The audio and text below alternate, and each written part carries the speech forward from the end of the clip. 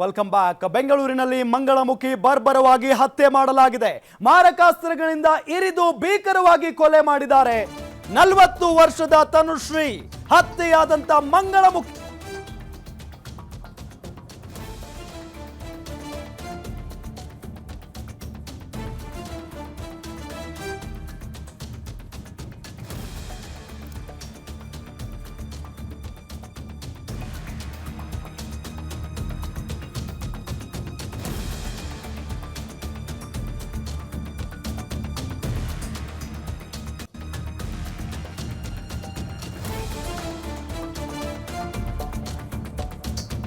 ಕರ್ನಾಟಕ ರಕ್ಷಣಾ ವೇದಿಕೆ ಕಾರ್ಯಕರ್ತೆಯಾಗಿದ್ದಂತ ಮಂಗಳಮುಖಿ ಹತ್ಯೆಯಾಗಿರೋದು. ಕೋಟಿ ಕೋಟಿ ಆಸ್ತಿ ಹೊಂದಿದ್ದ ಮಂಗಳಮುಖಿ ತನುಶ್ರೀ.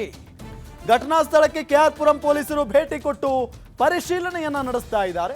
ಬೆಂಗಳೂರಿನಲ್ಲಾಗಿರುವಂತಹ ಘಟನೆ ಇದು. ಮಂಗಳಮುಖಿ ಅವರುಗಳನ್ನ ಬರ್ಬರವಾಗಿ ಹತ್ಯೆ ಮಾಡಲಾಗಿದೆ. ಮಾರಕಾಸ್ತ್ರಗಳಿಂದ ಇರಿದು ಭೀಕರವಾಗಿ ಕೊಲೆ ಮಾಡಿದ್ದಾರೆ. 40 ವರ್ಷ ಅವರಿಗೆ ವಯಸ್ಸು. ಈಗ ಹತ್ಯೆಯಾಗಿರುವಂತಹ ಮಂಗಳಮುಖಿ ಕೆಆರ್ಪುರಂನ ಗಾಯತ್ರಿ ಲೇಔಟ್ನ ನಿವಾಸದಲ್ಲಿ ಆಗಿರುವಂಥ ಘಟನೆ ಇದು. ಕಳೆದ 3 ದಿನಗಳ ಹಿಂದೆ ಕೃತ್ಯ ನಡೆದಿರುವ ಶಂಕೆ ಇದೆ. ಕಳೆದ 3 ತಿಂಗಳ ಹಿಂದೆ ಜಗನ್ನಾಥ್ ಎಂಬಾತನ ಜೊತೆಗೆ ವಿವಾಹ ಆಗಿತ್ತಂತೆ. ನೋಡಿ, ಎಸ್, ಆ ಫೋಟೋದಲ್ಲಿ ನಿಮಗೆ ತೋರಿಸ್ತಾ ಇದ್ದೀವಿ. ಆಕೆನೆ ಮಂಗಳಮುಖಿ ಹತ್ಯೆಯಾಗಿರುವಂಥದ್ದು. ಕಳೆದ 3 ದಿನಗಳ ಹಿಂದೆ ಈ ಕೃತ್ಯ ನಡೆದಿರುವ ಶಂಕೆ ವ್ಯಕ್ತವಾಗ್ತಾ ಇದೆ. ಕಳೆದ 3 ತಿಂಗಳ ಹಿಂದೆಯಷ್ಟೇ ಜಗನ್ನಾಥ್ ಎಂಬ ವ್ಯಕ್ತಿಯ ಜೊತೆಗೆ ಇವರ ವಿವಾಹ ಆಗಿತ್ತಂತೆ. ಸಾವಿನ ಬಳಿಕ ಪತಿ ಜಗನ್ನಾಥ್ ಮನೆ ಕೆಲಸದಾಕೆ ಇಬ್ರು ಕೂಡ ಎಸ್ಕೇಪ್ ಆಗಿದ್ದಾರೆ ಅನ್ನೋದು ಗೊತ್ತಾಗ್ತಾ ಇದೆ. ಈಕೆಯ ಹತ್ಯೆಯ ಬಳಿಕ ಆಕೆಯ ಪತಿ ಜಗನ್ನಾಥ್ ಮತ್ತು ಮನೆ ಕೆಲಸದಾಕೆ ಇಬ್ರು ಕೂಡ ಎಸ್ಕೇಪ್ ಆಗಿದ್ದಾರೆ. ಕರ್ನಾಟಕ ರಕ್ಷಣಾ ವೇದಿಕೆಯ ಕಾರ್ಯಕರ್ತೆಯಾಗಿದ್ರಂತೆ ಮಂಗಳಮುಖಿ. ಕೋಟಿ ಕೋಟಿ ಆಸ್ತಿಯನ್ನ ಹೊಂದಿದ್ರಂತೆ. ಘಟನಾ ಸ್ಥಳಕ್ಕೆ ಕೆಆರ್ಪುರಂನ ಪೊಲೀಸರು ಭೇಟಿ ಕೊಟ್ಟು ಪರಿಶೀಲನೆಯನ್ನ ಕೂಡ ನಡೆಸಿದ್ದಾರೆ. ಹಾಗಾದ್ರೆ ಈಕೆಯನ್ನ ಹತ್ಯೆ ಮಾಡಿದ್ಯಾರು? ಏನು ಕಾರಣ? ಏನಾದ್ರೂ ದ್ವೇಷ ಇತ್ತ ಅಥವಾ ಆಸ್ತಿಗಾಗಿ ಈ ರೀತಿಯಾಗಿ ಮಾಡಿದ್ರ? ಮಂಗಳಮುಖಿಯ ಜೊತೆಗೆ ಒಬ್ಬ ವ್ಯಕ್ತಿ 3 ತಿಂಗಳ ಹಿಂದೆ ಮದುವೆಯಾಗಿದ್ದ ಅನ್ನೋದು ಗೊತ್ತಾಗ್ತಾ ಇದೆ. ಆ ಫೋಟೋವನ್ನು ಕೂಡ ನೀವು ನೋಡಬಹುದು. 40 ವರ್ಷದ ತನುಶ್ರೀ ಹತ್ಯೆಯಾಗಿರುವಂತಹ ಮಂಗಳಮುಖಿ. ಬೆಂಗಳೂರಿನಲ್ಲಾಗಿರುವಂತಹ ಘಟನೆ ಇದು. ಕೆಆರ್ಪುರಂನ ಗಾಯತ್ರಿ ಲೇಔಟ್ ನಿವಾಸದಲ್ಲಿ ಆಗಿರುವಂತಹ ಘಟನೆ ನೋಡಿ. ಈಗ ನಿಮಗೆ ತೋರಿಸ್ತಾ ಇದ್ದೀವಿ ಮದುವೆ ಆಗಿರುವಂತಹ ಫೋಟೋ.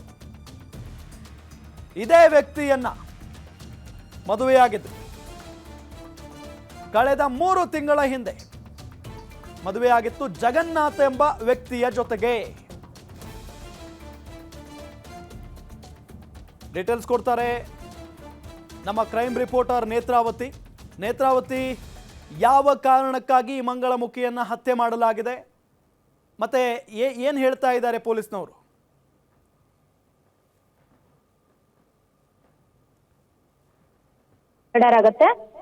ಸೊ ಕೊಲೆ ಮಾಡಿ ಆತನ ಪತಿ ಮತ್ತು ಆ ಮನೆ ಕೆಲಸಕ್ಕೆ ಎಸ್ಕೇಪ್ ಆಗಿದ್ದಾರೆ ಅನ್ನುವಂಥದ್ದು ಮಾಹಿತಿ ಈಗ ಲಭ್ಯವಾಗ್ತಿದೆ. ಪೊಲೀಸರ ತನಿಖೆ ಮೇಲ್ನೋಟಕ್ಕೆ ಇದು ಪತಿಯೇ ಆಕೆಯನ್ನ ಕೊಲೆ ಮಾಡಿ ಎಸ್ಕೇಪ್ ಆಗಿರುವಂತದ್ದು. ಏನು ಆ ಮಹಿಳೆಗೆ, ಕೊಲೆಯಾದಂತ ಮಹಿಳೆ ಕೋಟಿ ಕೋಟಿ ಆಸ್ತಿಯನ್ನ ಹೊಂದಿದ್ರು.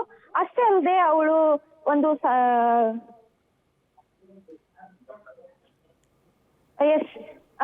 ಈಗ ಅಲ್ಲಿ ಮೃತದೇಹವನ್ನ ಆಸ್ಪತ್ರೆಗೆ ರವಾನಿಸಿರುವಂತದ್ದು.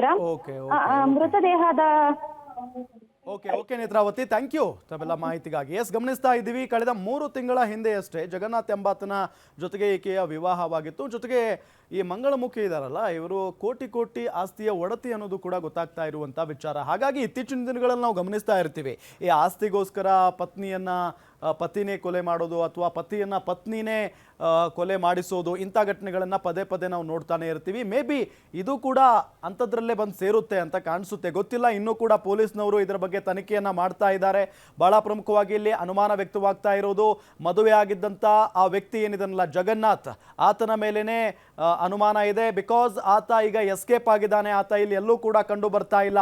ಇನ್ನು ಆ ಜಗನ್ನಾಥ್ ಜೊತೆಗೆ ಆಕೆಯ ಮನೆ ಕೆಲಸದಾಕೆ ಕೂಡ ಎಸ್ಕೇಪ್ ಆಗಿದ್ದಾಳೆ. ಹಾಗಾದ್ರೆ ಇಲ್ಲಿ ಅನುಮಾನ ಸಹಜವಾಗಿ ಮೂಡುತ್ತೆ, ಆ ಜಗನ್ನಾಥ್ ಮತ್ತು ಮನೆ ಕೆಲಸದಾಕೆ ಇಬ್ಬರು ಸೇರಿಕೊಂಡು ಈ ಮಂಗಳಮುಖಿಯ ಹತ್ಯೆಯನ್ನ ಮಾಡಿದ್ರ ಅಂತ ಹೇಳಿ. ಇನ್ನು ಕರ್ನಾಟಕ ರಕ್ಷಣಾ ವೇದಿಕೆಯ ಕಾರ್ಯಕರ್ತೆಯಾಗಿಯೂ ಕೂಡ ಈ ಮಂಗಳಮುಖಿ ಕೆಲಸ ಮಾಡ್ತಾ ಇದ್ರಂತೆ. ಕೋಟಿ ಕೋಟಿ ಆಸ್ತಿಯನ್ನ ಹೊಂದಿದ್ರು ಈ ಮಂಗಳಮುಖಿ ತನುಶ್ರೀ ಅವರು. ಘಟನಾ ಸ್ಥಳಕ್ಕೆ KR ಪುರಂನ ಪೊಲೀಸರು ಭೇಟಿ ಕೊಟ್ಟು ಪರಿಶೀಲನೆಯನ್ನ ಕೂಡ ನಡೆಸಿದ್ದಾರೆ. ಈ ಒಂದು ವಿಚಾರ ಇದೆಯಲ್ಲ,